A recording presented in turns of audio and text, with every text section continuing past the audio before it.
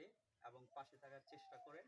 সেই আলোকে আমাদের সরিষাবাড়ি উপজেলাবাসীর জন্য উনি চিন্তা করেছিলেন যে তাদের বিনোদনের জন্য আসলে তেমন কোনো স্থান নেই, তাই তিনি আমাদের সরিষাবাড়ি উপজেলার পূগলদিঘা ইউনিয়নে ওনার নিজস্ব সম্পত্তির উপর এই পার্কটি তৈরি করেন এবং এখানে শিশুদের জন্য রয়েছে চিড়িয়াখানা এবং দোলনা, বিভিন্ন রাইড রয়েছে এখানে, যেগুলি খুবই সৌন্দর্যময় এবং দেখার মতো, উপভোগ করার মতো একটি পরিবেশ।